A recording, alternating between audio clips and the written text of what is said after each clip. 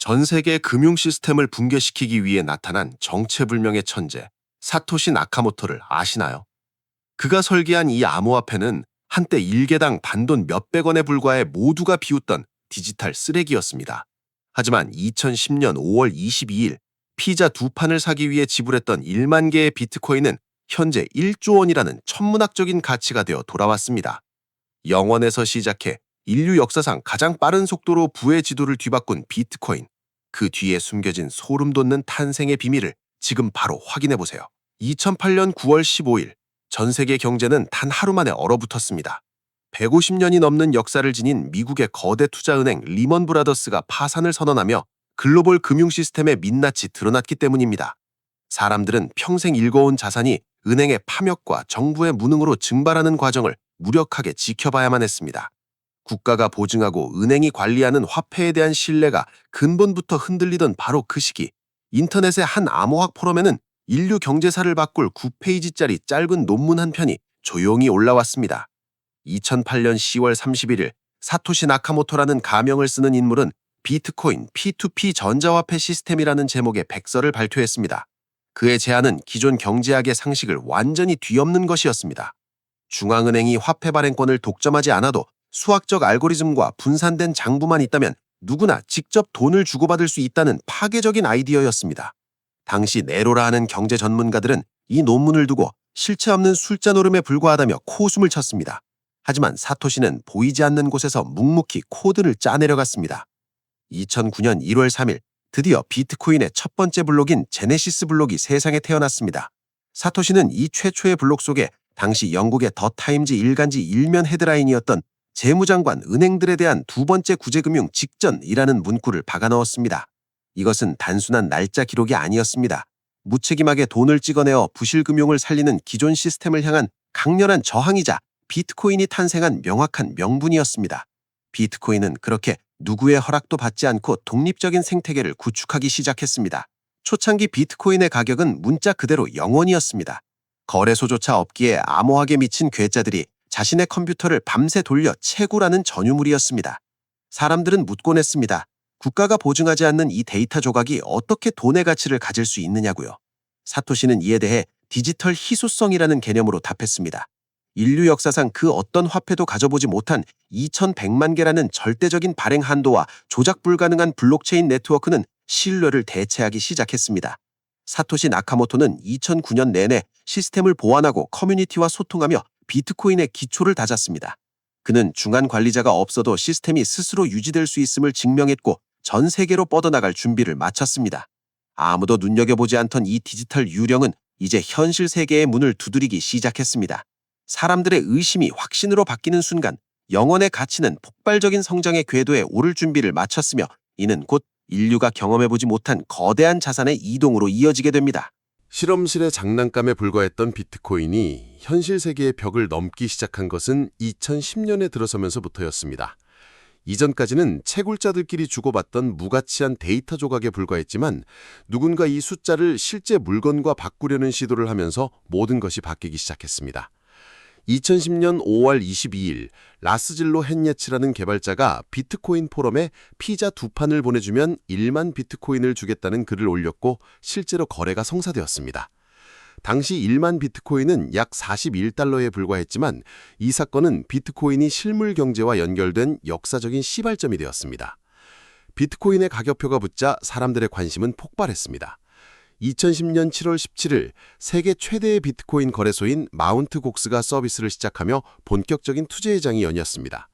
당시 비트코인의 가격은 0.05달러, 우리 돈으로 약 60원이었습니다. 가치가 거의 없던 비트코인은 거래소를 통해 빠르게 퍼져나갔고 2011년 2월 9일에는 마침내 1비트코인이 1달러와 같아지는 기적 같은 순간을 맞이합니다. 0원에서 시작한 지 불과 2년 만에 이뤄낸 성과였습니다. 하지만 급격한 성장 뒤에는 어두운 그림자가 드리우기 시작했습니다. 비트코인의 익명성은 범죄자들에게 매력적인 도구였습니다. 2011년 2월에 등장한 다크웹 실크로드는 마약과 불법 무기 거래의 결제 수단으로 비트코인을 채택했습니다. 비트코인은 한순간에 범죄자의 돈이라는 오명을 뒤집어 썼고 각국 정부와 언론의 집중 포화를 받기 시작했습니다. 하지만 아이러니하게도 이런 논란은 비트코인의 존재를 대중에게 더 널리 알리는 계기가 되었고 가격은 수천 달러를 향해 미친 듯이 치솟았습니다. 진짜 비극은 2014년에 찾아왔습니다.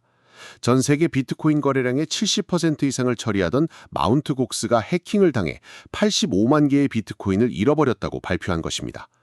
2014년 2월 24일 마운트 곡스는 모든 거래를 중단하고 파산을 선언했습니다.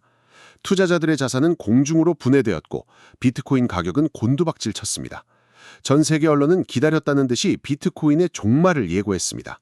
실체 없는 사기극의 끝이 비참한 파멸로 마무리되는 것처럼 보였습니다.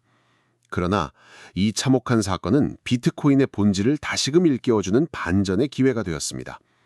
해킹당한 것은 중앙화된 거래소의 보안 시스템이었을 뿐 비트코인을 지탱하는 블록체인 네트워크 자체는 단 한 번도 뚫린 적이 없었기 때문입니다. 사람들은 누군가에게 내 돈을 맡기는 방식의 위험성을 깨달았고 오히려 탈중앙화라는 비트코인의 철학에 더 열광하기 시작했습니다.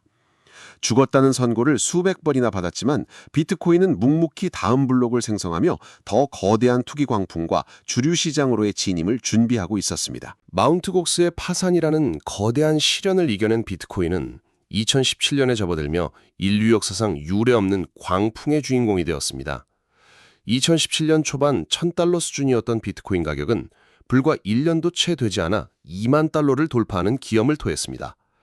특히 2017년 12월 18일 세계 최대 선물 거래소인 시카고 상품 거래소 CME에 비트코인 선물 상품이 출시되면서 비트코인은 비로소 제도권 자산이라는 타이틀을 거머쥐게 됩니다. 이제 비트코인은 골방의 괴짜들이 아닌 월스트리트의 거물들이 거래하는 자산이 되었습니다. 하지만 이 눈부신 성장의 이면에는 전 세계적인 투기 열풍과 규제의 칼날이 기다리고 있었습니다. 한국에서는 소위 김치 프리미엄이라는 신조어가 생길 정도로 비정상적인 매수세가 몰렸고 2018년 1월 11일 당시 박상기 법무부 장관이 거래소 폐쇄까지 검토하고 있다는 강경한 발언을 내놓으며 시장은 순식간에 차갑게 식어버렸습니다. 비트코인 가격은 1년 만에 3,000달러대까지 곤두박질 쳤고 거품이 빠진 자리에는 수많은 투자자의 절규와 비트코인은 사기라는 조롱만이 남았습니다. 많은 이들이 비트코인이 이대로 역사 속으로 사라질 것이라 확신했습니다. 그러나 진짜 반전은 예상치 못한 곳에서 시작되었습니다. 2020년 전 세계를 덮친 팬데믹 사태로 각국 정부가 천문학적인 돈을 찍어내자 가치가 하락하는 화폐 대신 수량이 정해진 자산에 대한 수요가 폭발한 것입니다. 2021년 2월 8일 전기차 기업 테슬라가 15억 달러 규모의 비트코인 매수 사실을 공개하며 시장의 판도를 완전히 바꿔놓았습니다. 이제 비트코인은 단순히 개인들의 투기 대상이 아니라 기업들의 자산 포트폴리오를 지탱하는 디지털 금으로 재정이 되기 시작했습니다. 비트코인의 도전은 여기서 멈추지 않았습니다. 2021년 9월 7일 중남미의 엘살바도르는 전 세계 최초로 비트코인을 국가 법정 화폐로 지정하는 파격적인 행보를 보였습니다. 달러에 의존하던 국가 경제를 비트코인으로 자립시키겠다는 이 실험은 전 세계 금융권에 커다란 충격을 주었습니다. 비트코인이 국가 시스템의 일부가 될 수 있다는 사실은 더 이상 상상이 아닌 현실이 되었습니다. 이러한 흐름을 타고 2021년 11월 10일 비트코인은 6만 9천 달러라는 역사적인 고점을 경신하며 정점에 올라섰습니다. 하지만 이 화려한 축제 뒤에는 우리가 간과했던 질문이 하나 남아 있습니다. 비트코인이 제도권 안으로 들어올수록 사토시 나카모토가 꿈꿨던 탈중앙화라는 가치는 오히려 훼손되고 있는 것은 아닐까요? 거대 기업과 국가 권력이 비트코인을 소유하고 통제하기 시작한 지금 우리는 비트코인의 승리를 축하해야 할까요? 아니면 본질의 상실을 슬퍼해야 할까요? 축제가 가장 뜨거웠던 그 순간 시장은 다시 한번 비트코인의 존재 이유를 묻는 거대한 폭풍우를 맞이할 준비를 하고 있었습니다. 2021년의 화려한 축제가 끝나고 찾아온 크립토 윈터는 그 어느 때보다 혹독했습니다. 비트코인이 제도권의 관심을 한몸에 받으며 정점에 올라섰던 것도 잠시, 시장은 예상치 못한 거대한 균열에 직면했습니다. 그 시작은 2022년 5월 7일 한국인이 만든 가상화폐 테라와 루나의 폭락 사태였습니다. 스테이블 코인이라는 이름 아래 안전을 약속했던 시스템이 단 며칠 만에 수십조 원의 자산을 증발시키며 무너져 내리자 전 세계 투자자들은 패닉에 빠졌습니다. 비트코인의 가치는 순식간에 반토막이 났고 암호화폐 시장 전체에 대한 근본적인 불신이 확산되었습니다. 비극은 여기서 끝이 아니었습니다. 2022년 11월 11일 세계 3대 거래소 중 하나였던 FTX가 불투명한 자금 운용 끝에 파산을 선언했습니다. 업계의 백기사를 자처했던 샘 뱅크먼 프리드의 몰락은 비트코인 진영에 치명적인 타격을 입혔습니다. 당시 비트코인 가격은 1만 5천 달러 선까지 추락하며 2년 전 수준으로 회귀했고 전 세계 언론은 비트코인의 완전한 몰락을 기정사실화했습니다. 사토시 나카모토가 꿈꿨던 탈중앙화의 이상은 탐욕스러운 인간들에 의해 처참히 짓밟힌 것처럼 보였습니다. 하지만 비트코인은 이번에도 죽지 않고 다시 일어섰습니다. 2023년에 접어들며 전통 금융의 거물들이 오히려 이 기회를 포착하기 시작한 것입니다.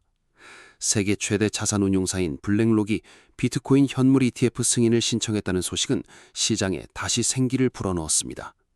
그리고 마침내 2024년 1월 10일 미국 증권거래위원회 SEC가 비트코인 현물 ETF를 전격 승인하며 역사는 새로운 국면을 맞이했습니다. 이제 비트코인은 누구나 주식처럼 안전하고 간편하게 투자할 수 있는 공인된 자산이 되었습니다. ETF 승인이라는 날개를 단 비트코인은 거침없이 질주했습니다. 2024년 3월 11일 비트코인은 한국 시장 기준으로 역사상 처음으로 1억 원이라는 상징적인 고지를 점령했습니다. 2009년 영원에서 시작한 지 약 15년 만에 이뤄낸 그 누구도 예상치 못한 기적이었습니다. 2024년 4월 20일에는 네 번째 반감기까지 완료하며 공급량은 더욱 줄어들었고 비트코인은 이제 금과 어깨를 나란히 하는 디지털 안전자산으로서의 입지를 더욱 공고히 다지게 되었습니다. 우리는 지금 거대한 자본의 흐름이 바뀌는 역사의 현장에 서 있습니다. 은행의 구제금융을 비판하며 태어난 비트코인이 이제는 거대 금융사들이 가장 선호하는 투자 상품이 된 이 아이러니를 어떻게 받아들여야 할까요? 비트코인의 가격이 1억 원을 넘어 2억 원, 10억 원을 향해 간다 해도 우리는 처음 사토시 나카모토가 외쳤던 신뢰가 필요 없는 금융의 가치를 여전히 기억하고 있을까요? 부의 지도가 새롭게 그려지는 지금 비트코인은 단순한 돈을 넘어 우리에게 자산과 자유의 진정한 의미가 무엇인지 다시 한번 묻고 있습니다.